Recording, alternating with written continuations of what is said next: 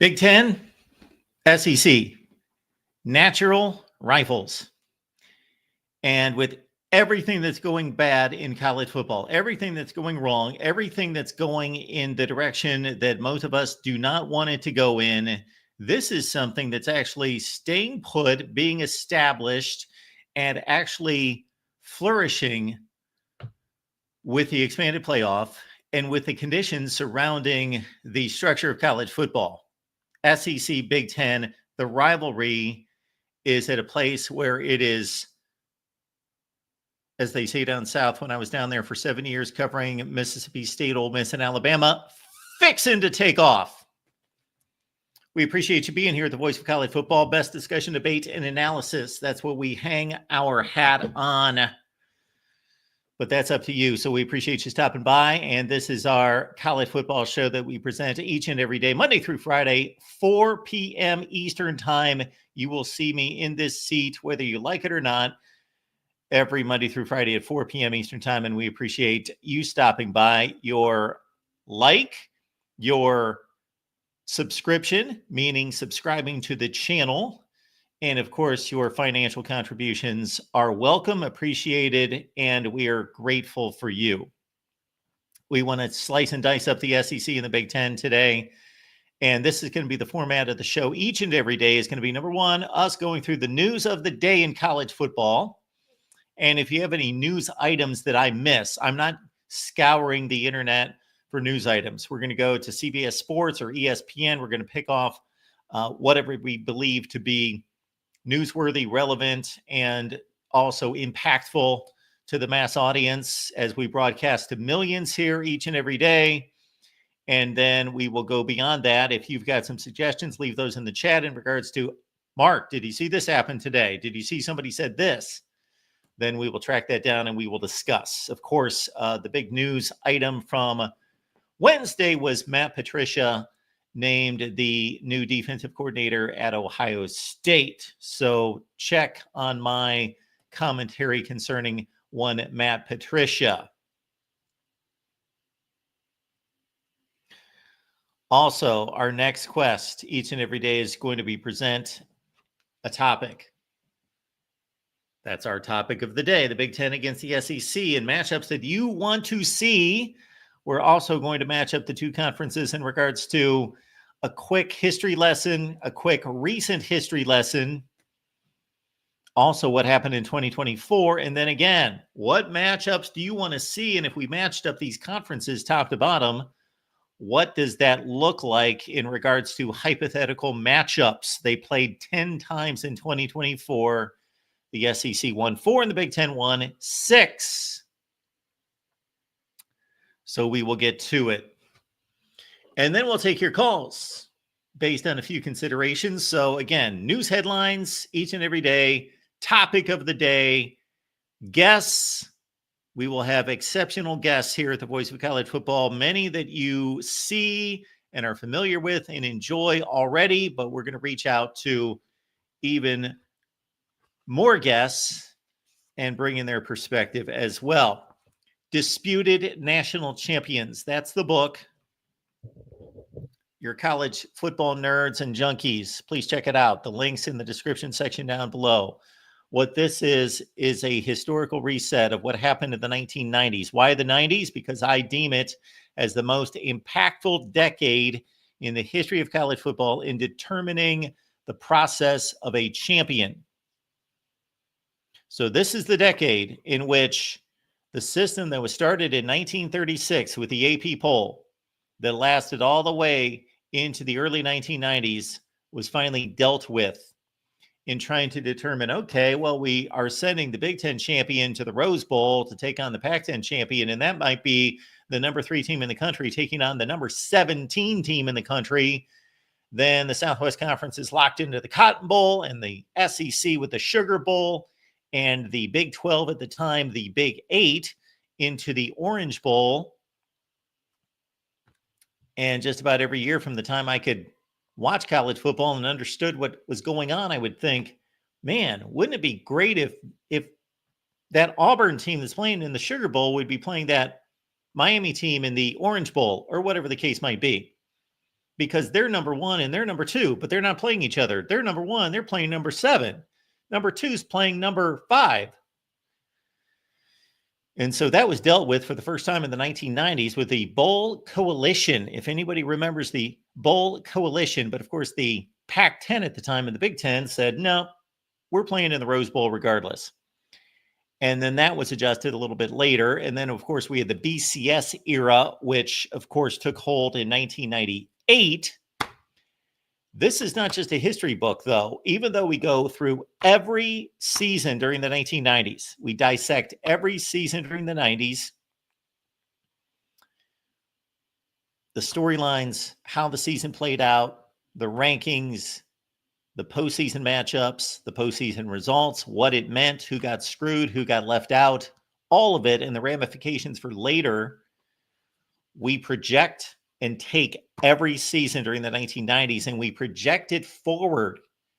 We place it and those results into the BCS formula, into the 4-team college football playoff era, into the 12-team era, and then the 14-team proposed playoff. So good read right here. Disputed National Champions by, I don't know who wrote this. Really good author, though. Excellent author. We'll have to find his name somewhere. Anyway, excellent author here. So I recommend this one. Great read, Disputed National Champions. If you love college football. If you don't, I do not suggest this. If you love college football, then it's available on Amazon. You can either just go to Amazon, Disputed National Champions, look it up, or grab the link down in the description section of this video. All right, let's get to the SEC and the Big Ten. But before we do that, we do want to check out the headlines today to see if anything happened. Last I looked, basically nothing. And we're still at nothing.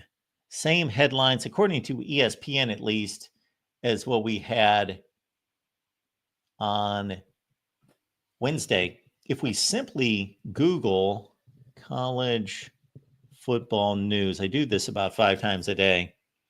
College football news, there is nothing going on.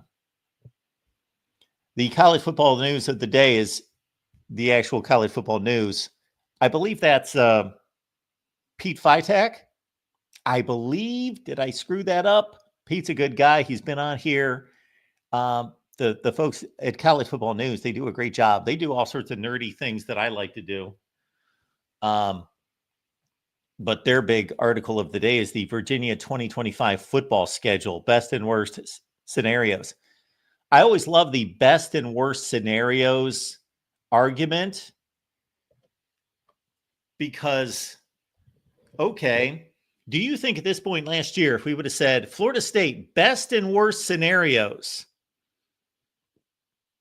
would any of us have said, well, worst case scenario is 2-10? So why do we have best and worst case scenarios? I kind of don't get it. Basically, the best case scenario is 12-0, and the worst case scenario is, let me think about it, 0-12. That's the best case and the worst case for every team.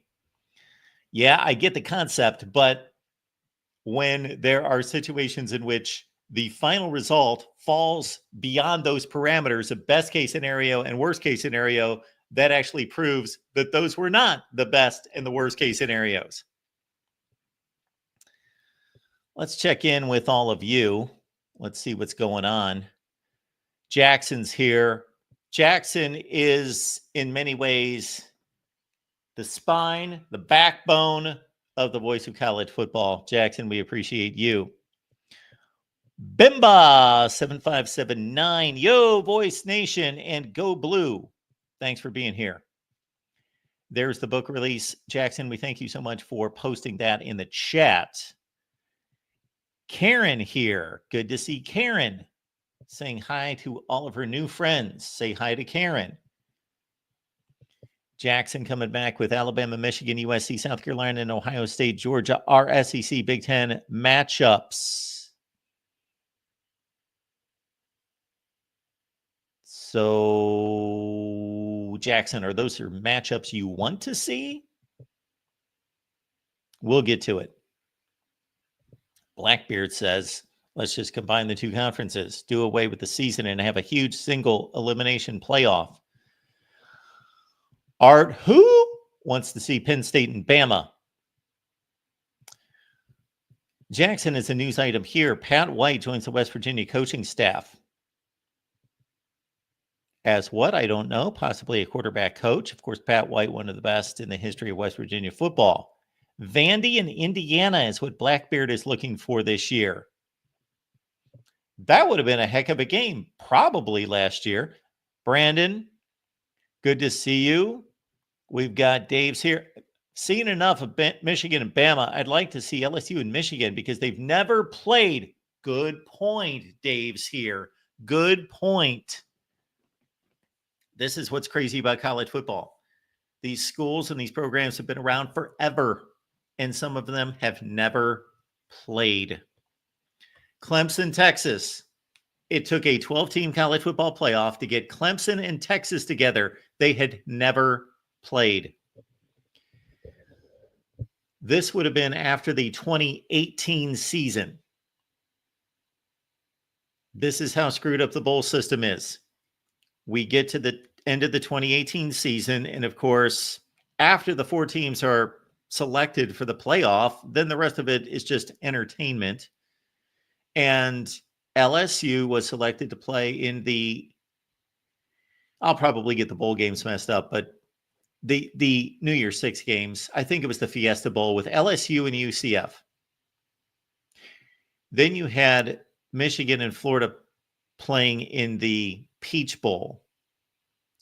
Michigan and Florida just played in 2015 in the Citrus Bowl. They played in 2017 to open the season, and here we were in 2018 looking at a third game in 3 years with Michigan and Florida, which is fine. Hey, I'm all in on Michigan playing Florida. Sounds good to me. But swap those teams. Just swap those matchups. UCF against Florida, and that was a UCF team that was undefeated. An undefeated UCF team playing a Florida team that...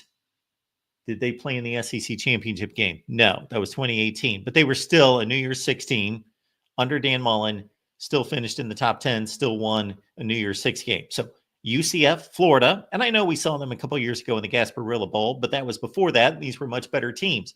UCF and Florida, you get to see the group of 5 team try to knock off the big bad boys from the SEC within the same state. Those campuses are like an hour apart. Florida UCF should have been playing in that bowl game. And then you've got Michigan and LSU. And to Dave's point, they'd never played. But no, there was a pecking order to the selection process. Instead of having an oversight committee that we should have for these bowl games now that we have deemed them utterly useless, meaningless, although people watch them. People still watch them, and they're still really good attractions in television, but still people make fun of them and make fun of the names, which that goes back a long time, but got to make money, and the sponsors are funny names, and so it turns out to be funny bowl game names. But if you had an oversight committee that could say, okay, these are the teams that are going to make bowl games that did not make the college football playoff. What if we did this?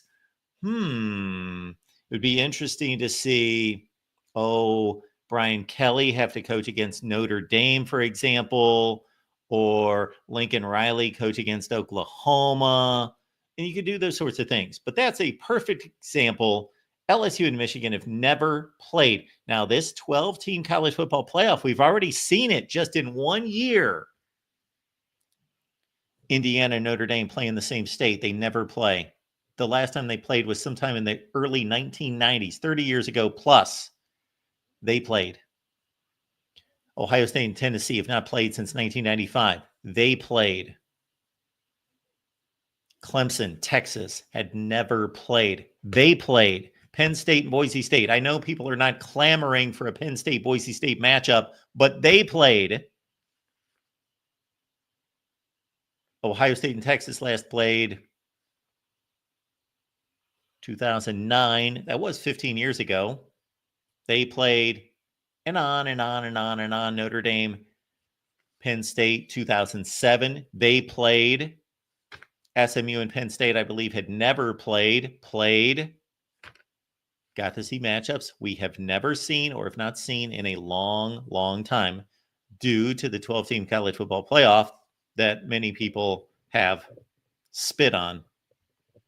Even though the point differential margin per game during the college football playoff was roughly almost exact. I tweeted this during the Super Bowl, almost exactly the same as the Super Bowl, about 14 and a half points per game.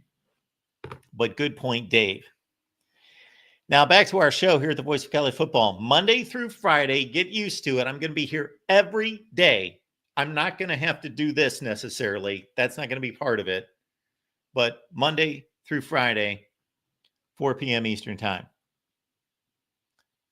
Could be a 15-minute show, could be a 30-minute show, could be a 3-hour show, depending on your participation and if you would like it to continue. Because great guests, even though I've not had one yesterday or today, we believe that most of the people that we contact and that cover college football, that we network with here at the Voice of College Football, are focused on the bouncy ball, the basketball this time of year. So we're going to kind of leave them alone, let them cover basketball, but we'll really kick it in during spring practice. But this is about you. This is about your comments and your calls. So we will kick it in with one call per show. We'll start with one call per show. And then certainly if you would like more, then based on your contributions, we will continue with $100, kicking us into bonus time. All right. So we will get to our breakdown of the SEC and the Big Ten. We've got Art wanting Oregon and Florida. Interesting. Art also Ohio State, Texas A&M. Now, Oregon and Florida, I don't believe they've ever played. They certainly have not played in my lifetime. Oregon or Ohio State and Texas A&M, of course, you had a Cotton Bowl after the 1986 season and the Sugar Bowl in 1998.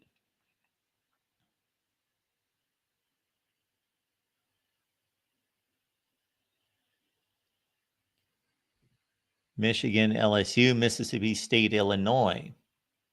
Mississippi State, Illinois. I think Blackbeard is just trying to throw out the most random games. I am good with anybody in these two conferences playing. I'm good with really anyone in the 4 conferences playing, especially teams I've not seen ever play against each other. Mississippi State, Illinois. They played in the ReliaQuest Bowl a few years ago. And there we go. Texas, Ohio State just played, and we see them again. Auburn and Iowa. That's a good one. I don't believe they've ever played. I cannot think of one. I can think of Iowa playing Mississippi State and South Carolina in bowl games. LSU a couple times. Oklahoma. And Iowa's never played Alabama in a bowl game. Florida and Michigan State, that takes us back to Plexico Burress, 1999, Michigan State. Nick Saban, the year that he left to go to LSU, didn't coach the bowl game. Bobby Williams was the Michigan State interim coach, and the Spartans beat Florida and Steve Spurrier, Plexico Burress team against Florida, 1999. That's the only time I remember those two playing. Michigan State, Mississippi State. I can just about guarantee they've never played. Arkansas, UCLA. Arkansas, UCLA played in the 1978 Fiesta Bowl, and it was a tie game. News coming from D-Rock Irish, courtesy Matt Zenitz. The Detroit Lions are expected to hire Texas Tashard Choice as their new running backs coach. All right. Very good. Oklahoma, USC. Yeah. David says, really wish you had started the show later. Would love to call in. Well, David, I will let you know that it's going to be at 4 p.m. Eastern time every day because that's how my schedule's set up. This would be the best time. 4 p.m. Eastern time every day. We have only 20 of us. We've got a little intimate gathering. So hopefully that's going to be like 200 in a couple weeks and then 2,000 and beyond that. So again, the format's going to be lots of good guests. I'm going to bring a topic, which is the SEC against the Big Ten today. And the news of the day, across college football, which we basically see that there is none. Thanks for the news items that a couple people did chime in with, but they're rather mundane, nothing really earth-shattering. But a couple personnel coaching changes there, assistant coaches. And then we're going to kick into the bonus time with one call. And then if you would like to contribute and you want to hear more from me, then certainly the super chat's available. And then also we will take your calls. So $100 kicks us into the bonus time. Lisa wants Ohio State, Georgia rematch a few years ago was amazing, and we only lost by 1 point. One freaking point. Michigan, Texas A&M. I can recall 2 Michigan, Texas A&M games. One of those was in 2005 bowl game, and then there was a 1995 bowl game between Texas and Michigan. And who won the games? They were both very close. Michigan won the first one at the Alamo Bowl, 1995, and then they played and they were both Alamo Bowl games, if I'm not mistaken. When was the last time Michigan played Oklahoma or at Oklahoma? Gregory asked, to be more specific. And the answer would be never. Michigan and Oklahoma have only played once, and that was in the 1976 Orange Bowl. And Oklahoma won that ball game. Michigan's 4-1 against Florida. We owned them 2, if that's what you consider ownership. 5 games, winning 4. Michigan beat them in the Outback Bowl in 2003. They beat them in the Citrus Bowl in 2007. Tim Tebow team right there against John Navarre, Mike Hart. And then they won that Citrus Bowl game that I alluded to, Jim Harbaugh's first season. And then, so that was what? That's 3. Then they won the 2017 opener. They had 2 pick sixes in that game, did Michigan. They lost to Florida the last time they played. Brandon, Michigan's never played Oklahoma or at Oklahoma. Correct.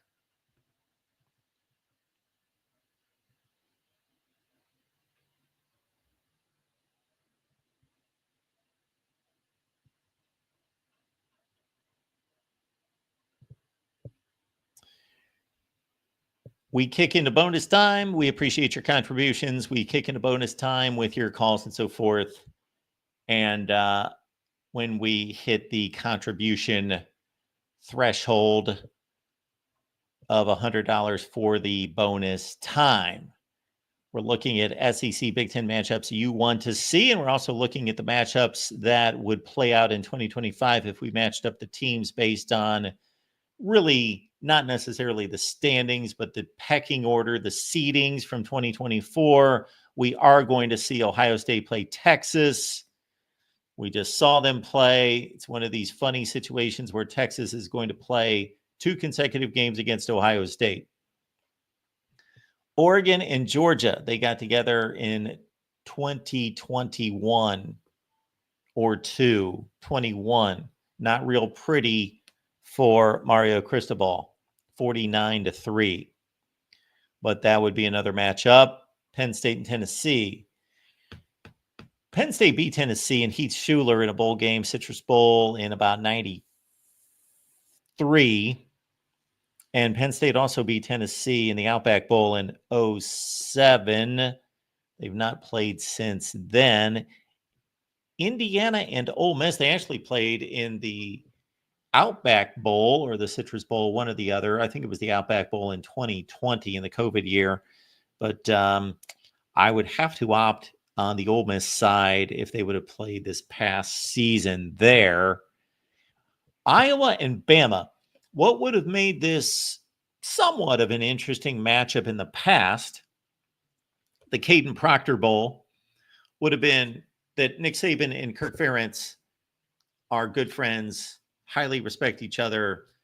We're on the same coaching staff with the Cleveland Browns under Bill Belichick. But of course, that wouldn't happen now. Iowa, Bama, if they've played, it was an eternity ago. They have not played in the last 50 years, for sure.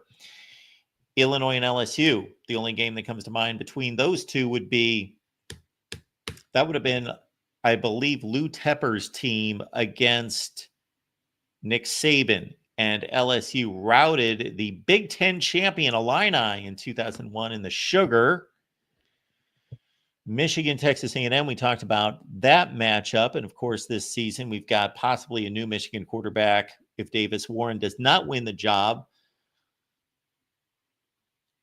The conventional thought is that Mikey Keene, coming in from Fresno State, is going to win the job at least early and possibly set the stage for the five-star Bryce Underwood to take on Texas A&M. And Marcel Reed, who took the job with a big comeback victory against LSU and kicked Connor Wigman to the curb and eventually to Houston. And Marcel Reed is really dynamic for that Texas A&M team. I really like Mike Elko.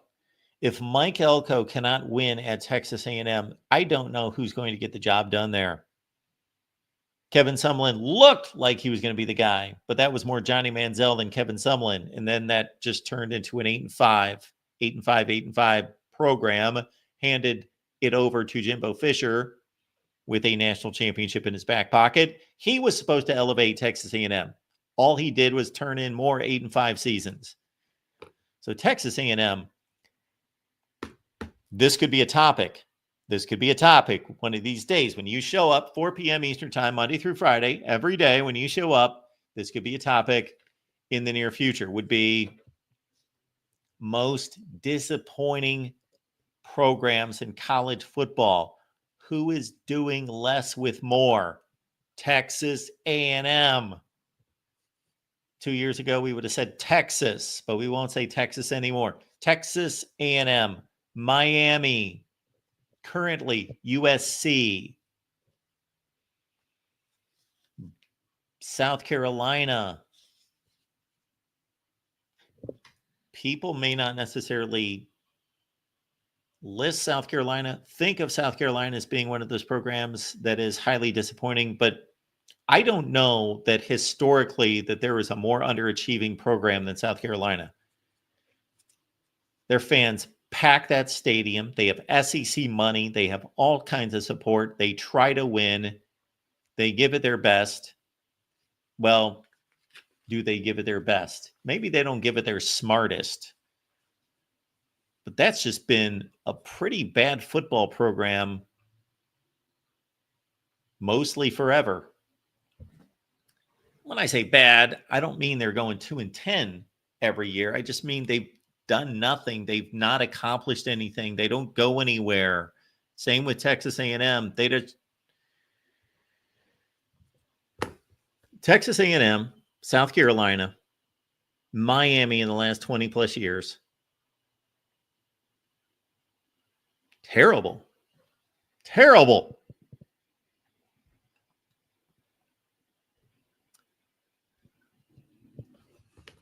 Got some rain and thunderstorms here kicking up. Minnesota, South Carolina. That could have been a decent game. I know that there was a lot of love for South Carolina and how good they were at season's end at 9-3, but Illinois took them out in a bowl game. That was a highly entertaining and a highly emotive bowl game. Very emotional. A lot of angst. A lot of vitriol between Brett Bielema and Shane Beamer. That's the game that I pointed to the most when people have put down bowl games ever since the end of the bowl season to say, did you watch that game? I got into that one. That was like watching an actual, they were going at it. I didn't watch any bowl games this season where I thought these teams and these players are going through the motions. So the players are playing hard. For all the criticism of the players these days with the money involvement and the player movement from team to team, they play just about as hard as they ever have. And every time I hear somebody talk about how hard players played in the 70s or the 80s, or ironically, it's usually at a time that is connected to that particular person's childhood, that they just believe that the best football and the toughest football had to be when they were like 15 years old. We all feel that way, but don't let your feelings get in the way. These players play just as hard as they did 50 years ago. And if you turn on the tape, go on YouTube, look up some old football games, you may be slightly more impressed with what you're watching today than what you might have been watching in 1975.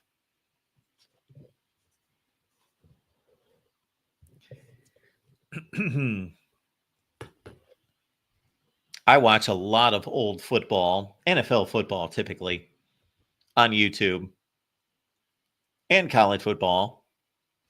And I routinely could be watching a game from 1988 and saying, that guy couldn't have tackled that guy? Really? That was a pretty poor effort. Other games would have been USC and Missouri. Don't remember them ever playing. That would have been a nice game. I'd have gotten into that game. Florida and Rutgers. This is where the SEC depth kind of takes over. Now, granted, granted, I was a bit unfair here because if you take the 16 teams in the SEC against the 18 teams in the Big Ten, then what you should do to fairly divide the matchups is you should possibly take out the two middle teams in the Big Ten, and then that would be fair because you're not taking out the two best teams or the two worst teams. I just went in order, so that leaves off Maryland and Purdue. So it's not necessarily quite a fair fight for the Big Ten here. But this does show the SEC has better depth right now than the Big Ten. And that's just easy to see. And you can be the most ardent Big Ten fan, and you can claim that it's the best conference, which I posted a couple weeks ago with our video and live stream right here. After I went through all the metrics, didn't just spitball it, go through the metrics and the results, that the Big Ten is the best conference. I believed had the best year in 2024. The Big Ten was the best conference, not by a lot. It's arguable. The SEC had better records than the Big Ten. But this is where the Big Ten just slides, and the SEC holds up pretty well right there. Florida is a better football team than Rutgers. Washington, Arkansas, I've got no opinion if they played. I don't remember them ever playing. Washington and Arkansas, that's a toss-up in my eyes. UCLA and Vanderbilt, you would have to think that the way Vandy played against the likes of Texas, Bama, and others, that they were a better team than UCLA last year. That doesn't mean that they would win the game if they only played once, but I say Vandy wins that matchup 65 to 70% of the time. Nebraska, Oklahoma, well, that is classic, of course, but they were both marginal football teams this past year. I don't know who wins that game this past year. I think if Oklahoma was healthy, their roster was healthy top to bottom, they were probably a better team, but it's close. Michigan State and Auburn. Again, I think Auburn was a little bit better, but who did Michigan State really play well against? They beat Maryland, and they beat Iowa. Who did Auburn play well against? Well, they were competitive against some good teams like Missouri. But yeah, we're getting down to the depths here. Wisconsin and Kentucky, there'd be a lot of years where it'd be like that's a pretty good ball game, but they were both bad. But I think Wisconsin was better than Kentucky. Kentucky did not score 20 points in a football game in the SEC this year. 20 points and under every game. And then we've got Northwestern and Mississippi State. And then you would have to start paying me to watch these games. Northwestern, Mississippi State, they played the Gator Bowl in 2012, and Northwestern won that game. All right. And again, leaving out Purdue and Maryland, and that's not necessarily fair to the Big Ten because those are the two worst teams. Steve Spurrier with some decent South Carolina teams. Caden chiming in. Caden, we appreciate you being here. Caden, the man, 614. Mark, West Virginia is better than Notre Dame in football. Does anyone have any connection with Caden? I would like to get him some help. Is there any way we could get him some help? I feel really bad about this situation. We may have some kind of mental health issue there. Caden, are you all right? Let's do this. Caden, can you call the show? We'll get you the line. We're going to take one call. If we hit our bonus criteria, we will take calls all night if you want us to. But there's the call-in line. And I specifically would like to hear from Caden. Caden, thank you so much for the contribution. I do appreciate that. YouTube gets a 30%. I think I'm good for about $1.20. Thank you for that.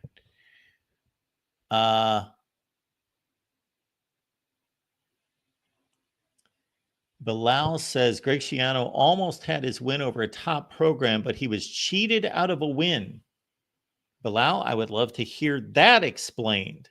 I don't know what happened there. We talking about the Kansas State bowl game? I don't know if that's a top program. Lisa says that Auburn needs a new head coach. It's kind of looking that way, although he's recruiting out of his mind and they're bringing in players. David's telling us he's lining up with me. I've watched some Ohio State Rose Bowls from the 70s. Hard football to watch in most cases. But for some reason, I could watch those games much more than I could watch the games today.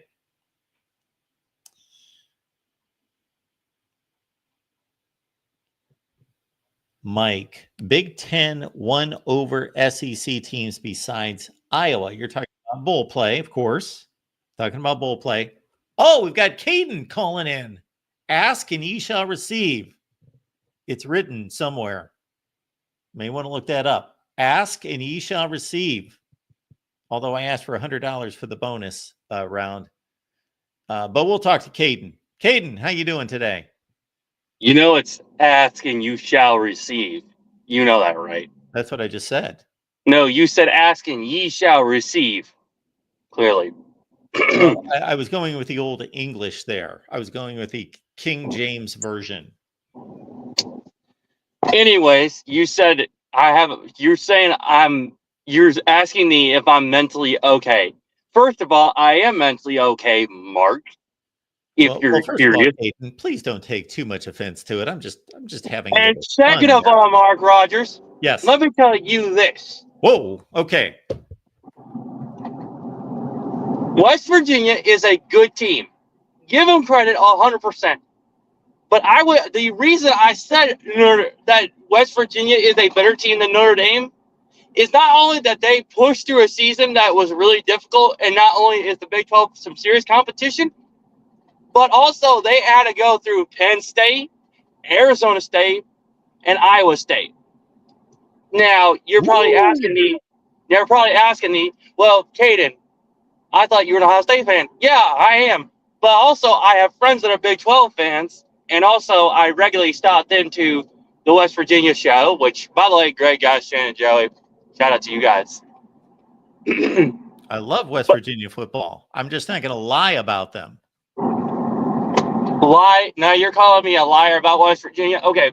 So Okay, let I'm me not get this. calling you a liar. Take it easy, Caden. I'm Now just let me saying get your let me get let me perspective get is this straight. completely wrong. Let me point this Are out to we you, Mark. actually, folks? Can you give me just give me 5 seconds, Caden? Then you can say whatever you want, folks. We are actually having a debate with Caden here, arguing who is a better football team, Notre Dame or West Virginia. Go ahead, Caden. Now let me just say this. Last Sunday night on my live stream, college football dark hours featuring myself, I stated in that video that West Virginia is going to be the next contender is one of the next contenders for the national championship because now Coach Rodriguez is back in WVU. Now let me repeat that. Rich Rodriguez is back in WVU. All right. And second of all, that talent on the roster is very good. I am not gonna, discredit them. They deserve the credit and they deserve all the credit in the world for pushing the season, but also trying to work through the struggles of, having to go through some tough in What the Big 12. struggles are we talking about? Having to really battle Penn State in Morgantown to battle through Iowa State and then Arizona State, which Well, I watched those games. They were close point games, but let me just say, West Virginia played a football schedule just like everybody else did. When you talk about adversity and challenges, I thought you were talking about like somebody died or something. no, I'm talking about their schedule. Their season schedule was really tough. I'm saying that, Mark. No, it just wasn't. for your information. It wasn't. It was okay. decent. You want, but I'm just gonna say this as a Buckeye fan, but as someone who at least wants some more competition in the national title picture against Ohio State, because Clemson ain't it, Alabama ain't it, Notre Dame, well, we know that they're a dumpster fire, and well, anybody that's like Notre Dame, Clemson, Alabama, out of the picture. The only challengers I see for the national championship. Now, hear me out on this, Mark. You're probably saying, Jesus Christ, Caden, shut up. Well, let me just say this. Georgia, West Virginia, Kansas State, Arizona State, Miami, and Pitt are some playoff contenders I see that could maybe give Ohio State a run for their money. And I've said that multiple times on Shane and Joey's show. Like twice. I've said it on their show in the previous 4 months. Okay. At this point, Caden, all I remember of your predictions on my show have been Ohio State's going to beat Penn State and Oregon by 50 points, and neither of those came anywhere close to taking place. Now, I am going to make a list of your national championship contenders for this year. Who was that? West Virginia, Georgia, and Kansas State. And I also had Miami in there too. Okay, Miami, that's fine. All right. West Virginia, Pitt, and Kansas State are going to compete for the national championship this season. That is correct. And if you have a problem with that, then tell me the reasons that you don't like my list. Go ahead. They're not good enough. They don't have enough talent. They will not be competing for a national championship. The team that has the most, so I'm taking Miami out of this because they could compete for a national championship. They have the talent on the roster. But the other three schools, Kansas State's an excellent football program under Chris Kleiman, excellent football program for the Big 12. But West Virginia and Pitt, they are miles away, eons away from competing for a national championship. Isn't this obvious to see? West Virginia lost 7 games this year. I know they fired their coach. They got Rich Rod. You're expecting him to work miracles, even though he did a fairly lousy job at Arizona and Michigan. And Pitt lost 6 consecutive games to end the season last year and beat no one of consequence. You do understand, Caden, that Notre Dame played in the national championship game. Yeah, I did. Did you not think I didn't watch that game? Yeah, I watched them in the national championship contender in the national championship playoff race. And then guess what? They went through their first 3 opponents. Then they came to us. Then they played Ohio State. And guess what? Ohio State beat the crap out of them. What do you want me to say else? Okay. Is that Ohio State's a better team than Notre Dame? Yes. Notre Dame was arguably the second best team in the country last year. They are a contender for the national championship. They beat in successive games Indiana, Georgia, and Penn State. The Penn State team that you're talking about, West Virginia, playing so well, even though they lost by 22 points at home, Notre Dame beat that Penn State team. I don't even know what we're talking about here. It's a bit ludicrous. We're comparing West Virginia and Notre Dame. You're calling this conversation ludicrous. Am I hearing that right? I'm being kind. I'm being ludicrous. Kind. Yes, it's ludicrous. Oh my gosh. Oh my God. Karen is asking here. She says, "Are we comparing their records at all?" No, we are not, Karen. Oh, first of all, compare. Yes, because that's not something that you compare when you talk about matching up 2 football teams. You would never compare their records. Why would you even think about comparing their records? 14-2, 6-7. Karen, honestly, that's kind of a stupid question in my opinion.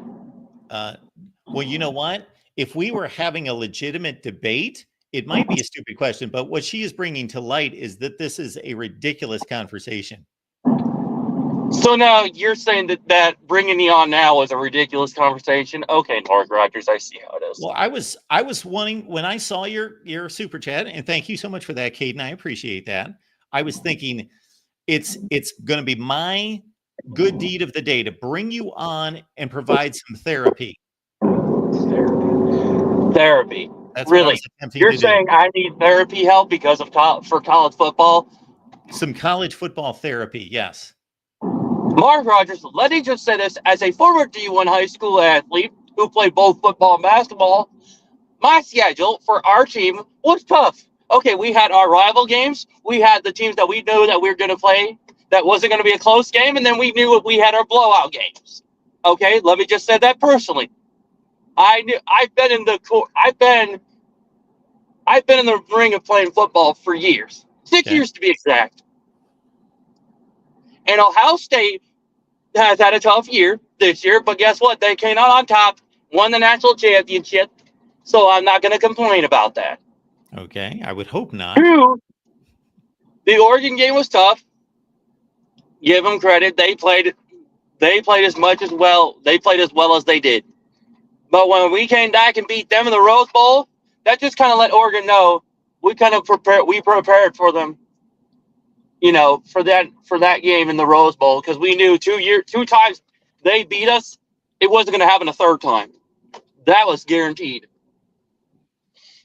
And then we've taken a wide turn in this conversation. What are we talking about now? You're stating a lot of obvious points about Ohio State being the best team in the country. We all know that.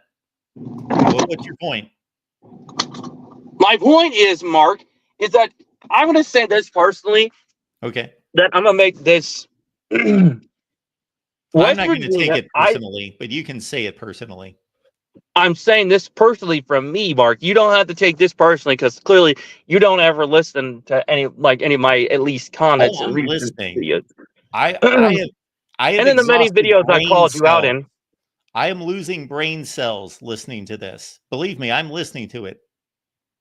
And the many videos I called you out in plenty of times on my channel. By the way, you can check those out. And my live stream, because sure, those are great viewing, you calling me out. I've called you out and your 2 dumb buddies, Tim and Matt, from down in Southern Cal, because I've heard a lot of their little spit talk against my Buckeyes. I wasn't letting that slide. Nada. 0, zip. Not going to slide. What you're talking about, but that's fine. Okay. I've stated this before, and I've said it to Shane and Joey in their videos, and I've said, listen, I've told them I foresaw maybe this next year, in the next year, 2 years from now, they could be in the playoffs. And heck, they could beat Notre Dame in the playoffs. That's guaranteed. Because Coach Rodriguez is back, and the way that he does things at WVU, and now that he's got his whole entire basically staff back, he's going to really start kicking things up. And then recruiting process wise, I feel like the recruits are going to start coming in since they know, like, you know, what Coach Rodriguez did at WVU for his career there. So I feel like the recruits are going to start coming into WVU that, since he's going to be coaching at WVU. I fully expect West Virginia to have the #1 recruiting class in the country next year. Absolutely. I will say, Caden, that my experience with our conversations is that you blurt out a lot of things that are going to happen. And then when the time comes, you're only off by like this much. So you've said in the last couple of seconds here that West Virginia is going to beat Notre Dame in the playoffs. We don't even know if they're going to play. West Virginia needs to make the playoffs first. That would be a good step in the right direction. West Virginia needs to win more games than they lose. That would be a step in the right direction. See, Mark, I understand that, but I'm saying with this, I'm very confident that directly, as soon as Coach Rodriguez gets right into the recruiting process right now, that talent is going to start flowing into WVU, and I honestly think that they will really, really start kicking off. Getting the good talent in, a couple good receivers, a good quarterback, some good defensive linemen. They're going to fill the spots that they didn't have filled in this past year, because I feel like they need more depth in their roster, but also be able to cover more of the spots that they needed to work in. So I feel like Coach Rodriguez is going to already check down that and then win the games that need to be won. So especially if somebody like Penn State or somebody like that comes to West Virginia, or they got to play them on the road, Coach Rodriguez has a roster that's ready to go, fully loaded from top to bottom, and then win those games that they need to win, especially in conference games. They need to win the big time in conference games in the Big 12, because that's the most important thing that they need to do. Yeah, they're not going to make a playoff without winning their conference games. Okay. And then win the conference title. They have to win the Big 12 title against the winner, this past year's winner, Arizona State. That is the most accurate statement you've made in about 20 minutes, is that West Virginia needs to win the conference to get to the playoff. That's more like 15 minutes, Mark. Okay, 15 minutes. My last engaged interaction with the West Virginia fan base was during the offseason, going into the 2024 season, where I saw that there were a lot of West Virginia fans who were enraged because somebody on the SEC network, or they were kicking around the top 100 players in college football, and they did not include West Virginia quarterback Garrett Green, and they were just all enraged by this. And I chimed in to say, you shouldn't be enraged because Garrett Green's a marginal quarterback. And then he went out and proved that he's a marginal quarterback and nowhere near close to the top 100 players in college football. Okay, so basically now you're going to make West Virginia fans angry, because now you're saying Garrett Green is a mediocre quarterback. He is a good quarterback, but it's just they need to get him better talent up in there, but they also need to get better linemen up in there to protect him so he doesn't get hit as much in the pocket. That's the thing they need to do, is strengthen up their line. True. I made a statement. I took a stand on a player evaluation, and it came up spades. Okay, let me just say this to West Virginia fans. Okay, Garrett Green last comment, Kate. Make it a good one, Caden. Oh my gosh, Mark. Why are you literally doing this to me for How long have you been on? Like, what, 16 minutes? All right, you've been on 15 minutes and 58 seconds too long. Go. Let me just ask you, Mark, just this question for you. Absolutely. Why do you hate my guts so much? Like, why do you, Tim, Matt, and everybody else hate my guts on YouTube? Like, you guys never answer any of my call outs. You guys never answer any of my messages. Like, what's up with that? Like, Okay. what's up with All that? right, Caden. All right. Let's have a nice back and forth conversation here. Number one, I do not hate anyone. There's nobody on this planet I hate. Number one, least of all you. I like you. You seem like an engaged college football fan, very passionate Ohio State fan. You're a fellow Buckeye fan. I don't hate you. You come on here with some of the most ridiculous takes I've ever heard. That doesn't mean I hate you. That just means I'm calling you out for making ridiculous takes. I don't hate you. And then when you gotta realize, Caden, I don't respond to too much on social media or on my YouTube comments, not because I don't appreciate those comments. We want as many comments as possible, but I really can't run these 50 channels and comment to everyone. And I hope that everyone understands that to a certain degree. I respond to some comments, but I don't respond to all of them. So I'm not intentionally ignoring you.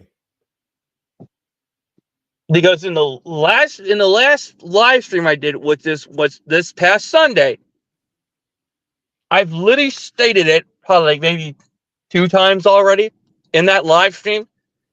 And I've said, Mark Rogers, in my opinion, along with Tim and Matt and y'all over there, y'all are just crazy. And I'm saying this because I've heard all your nonsense talk to my Buckeyes and insulting West Virginia fans. Well, you know what? I don't appreciate insulting West Virginia fans and insulting Garrett Green, especially your buddies over there at the SEC voice of I college never football. insulted Garrett Green.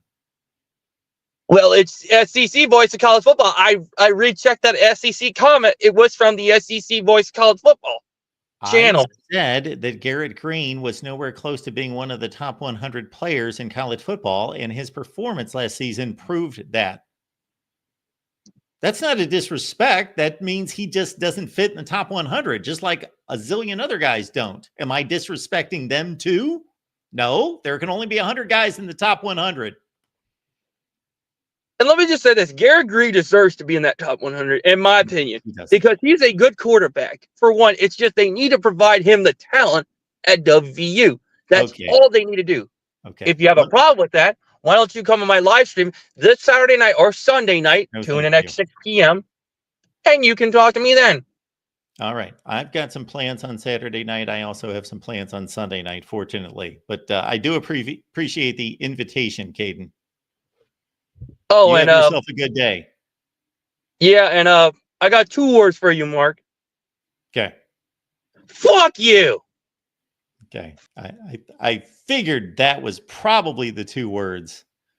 But so Caden, again, we finished off the call at basically the same place that I started the call.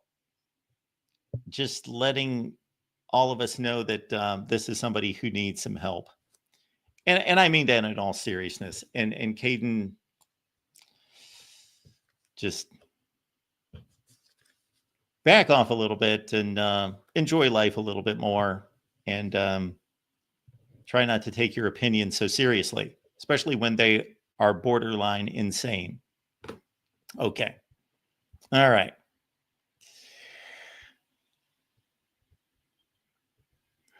All right. That was a fun phone call. That was our phone call for the day. We do appreciate everyone being here at the Voice of College Football. And again, this is only day 2. And so I'm not going to be discouraged by the lack of people showing up, because we're going to establish this and we're going to make sure everybody understands we're here every day, 4 p.m. Eastern time, Monday, Tuesday, Wednesday, Thursday, Friday. The next week, Monday, Tuesday, Wednesday, Thursday, Friday, 4 p.m. Eastern time. And we're going to bring on some great guests. And we're going to get my take on college football, which we really didn't finish. So I'll get to that here in a second, because we started down the road to the Big Ten against the SEC.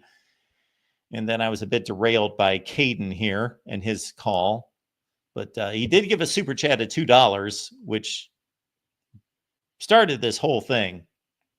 Cheryl, thank you so much for the contribution, Cheryl, becoming a YouTube channel member. So what we're going to do here in the next few weeks is there's going to be a night in which I'm going to pop on here live, and we're just basically going to discuss our offerings as a YouTube channel member. And on Patreon, and I'll get a lot of good feedback and ideas and suggestions from all of you, and we will lay out what we will provide on YouTube and Patreon. I do appreciate everybody who has been a member on Patreon and YouTube, because generally when I've asked, what do you want as a YouTube or Patreon member? And a big caveat was Steve Merrill's under the radar selection each week during the season. And then, of course, again, for you folks that like to put a dime or two on these games, you get Steve Merrill's under the radar selection during the season. And then you get my picks, Steve Dace's picks, Matt Zemick's picks. And even though I had a rough season by my standards, picking the college football games, did go 11-0 during the college football playoff. But in addition to that, when I've asked, hey, what else should we do here on Patreon/YouTube as a member? And what we do is try to mirror the two, Patreon, YouTube, and provide the same benefits on both. You know what the response is? And this is a credit to all of you. The response has been, Mark, you're doing like 10,000 videos and live streams. This is just to say thank you. So I do appreciate that, but that does not mean that we do not want to build a community on Patreon and through YouTube memberships and provide exclusive content there as well. All right. So we talked about the Big Ten and the SEC, and these are the two programs or the two conferences that obviously rule the sport financially and on the field. And that has been the case for a long, long time. To a certain extent, there have been times that the ACC was better than the Big Ten, or the Big 12 was better than the Big Ten at times, and the SEC has been the best for roughly 15 to 20 years at least. But the Big Ten, I believe, was the best conference, and I think I proved that here in the last couple of weeks. The best conference in 2024. 6 wins for the Big Ten against the SEC, 4 for the SEC, and that was 5-1 in postseason play. And also, I just think there's an interesting dynamic to all of this that goes back decades and generations. Think about it. North versus South. When I went to Mississippi in 1994 to take the job as the sports director at WCBI, beautiful WCBI in Columbus, Mississippi, I went down there and I was met with all sorts of great people, but I could not believe the fascination with the Civil War. I could not believe, to me, the Civil War was something that was ultra important to our nation's history, but it was all in a textbook. Those people, some of them lived it every day. It was quite fascinating and somewhat disturbing at times. Now, that said, and that was a long time ago, that was 30 years ago, so maybe some things have changed and people have changed to a certain extent, but that's almost, to me, the basis or the foundation of the rivalry between the Big Ten and the SEC is the North versus the South. And different cultures, different food, different languages, practically accents, at least flavors. I think they speak the same language, although if you listen to Southerners long enough and hear about what you're fixing to do and what you're not fixing to do, maybe sometimes it does sound like a different language, especially if you go to Cajun country. But it is the core of what has turned out to be a very intriguing cultural and geographical battleground between the SEC and the Big Ten. And it has, of course, been played out most fervently on the football field, and then also financially and in the power structure of the sport. Now, if we look at what happened this past season, again, the Big Ten won 5 of 6 matchups in postseason play and won 6 of 10. If we look back beyond that, we'll see this is the SEC record against the Big Ten in the 2020s. So that started in 2020. And the really big Titanic matchups were the national championship game in 2020, Bama throttled Ohio State. Georgia won the game against Michigan in the playoffs in 21, beat Ohio State on a last-second field goal miss in 22. And then, of course, Michigan came back and won the national championship, including a win against Bama in the Rose Bowl in 2023. And then, of course, Ohio State with 2 wins against the SEC. So those are the big matchups owned by the SEC early in this decade. But now as we've reached the half point of this decade now at 2025, that the Big Ten has bounced back with 3 consecutive major wins. 1 by Michigan, 2 by Ohio State. 16-13 is the ledger SEC over the Big Ten this decade. 13-10 in bowl games in the 2010s. 29-17, is that significant? I think it's fairly significant. The SEC won 63% of those games and 22 of 32 in bowl play. And that's what really, to me, means more, because even though we can argue that the bowl games mean less because of opt-outs, we didn't have opt-outs 10 plus years ago, number one. Number two, those are like-seeded matchups. So at least when you look at bowl games, you know that like-seeded teams are playing each other. We would have to dissect these 46 other games, 29-17 SEC, to see, okay, who's playing who? Is this, Alabama playing Michigan State, and Michigan State's a 6-6 team? So we would have to go through the actual matchups. In the 2000s, meaning 2000 through 2009, the SEC won 18 of 33. So that was close, 14-12 in bowl games. 16-11 the previous decade. The SEC, this is when the two conferences started to play more often because of the expanded bowl lineup. So look at that. From the 1970s backwards, the SEC and the Big Ten only played 3, 4, 5 times per decade. That's pathetic. That the two generally biggest conferences, back then it wasn't as decisive. The Southwest Conference was strong, and the Pac-10 and the Pac-8. The ACC was never a great football conference, but the Big 8 certainly was, and then the Big 12, but only playing 5, 6, 7, 8, 10 times in an entire decade. So what happened in the 1980s, again, is that the bowl field expanded. The powers that be determined, we can make a lot of money on bowl games. We don't have enough bowl games. We can just keep adding bowl games. And they also signed contracts to tie in the SEC to play the Big Ten, because that's what people wanted to see. And so we suddenly had the Citrus Bowl, the Outback Bowl. Those two in particular became New Year's Day staples between the SEC and the Big Ten. The Outback Bowl has been the SEC and the Big Ten every year since, I think, about 1992. That was the Hall of Fame Bowl.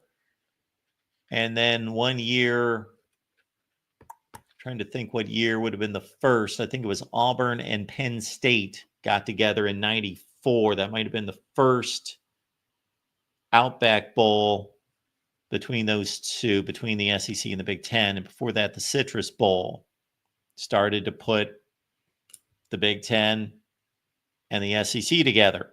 And so you see a jump in the late 80s in games played against each other. And the SEC has won every decade, albeit fairly competitive. But the Big Ten has 5 more football seasons now in this decade to surpass the SEC.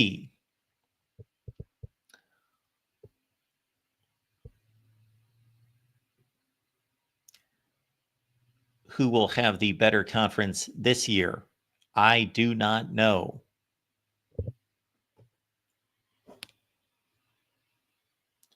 Michigan should be better.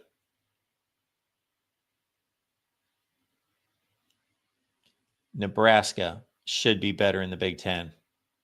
USC should be better.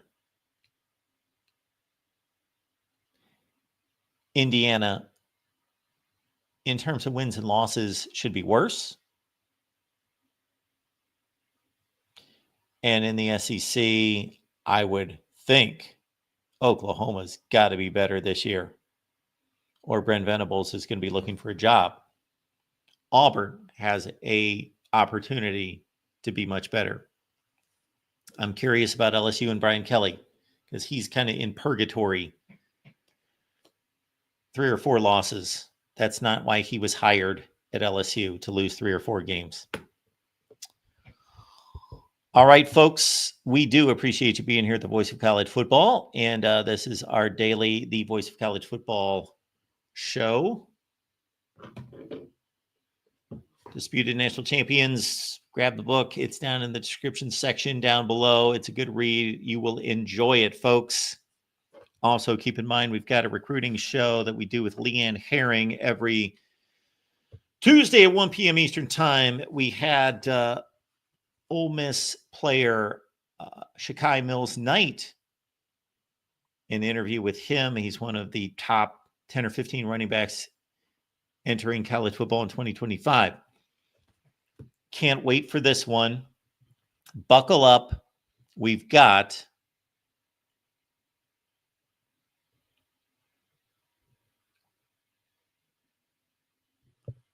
Ohio State, Michigan, all everything debate call-in show coming up. That's February 17th. That's a Monday. That's next Monday at 6 Eastern. Be here. We're taking all of your calls, Michigan fans. And then 1 week later, it is the State of the Voice of College Football. That's going to be on Monday at 6 Eastern. That's February 24th. Again, the deal here each and every day, Monday through Friday at 4 p.m. Eastern Time, is going to be college football news, our topic of the day, which today was the SEC and the Big Ten. And yes, great guests and at least one call in. If you want more, you let us know. All right, folks, appreciate you being here. Check out the community post where I list the entire schedule for the day, because I believe our next shows, let's see, it's Thursday. There's an Ohio State call-in show tonight. There's a Michigan call-in show tonight. And I'm probably missing something else. So check out the community post. I can't keep track of all our shows anymore. Right, folks. I will be back here on Friday at 4 p.m. Eastern Time. Bring a friend or 2 or 50 with you, and we'll see you then.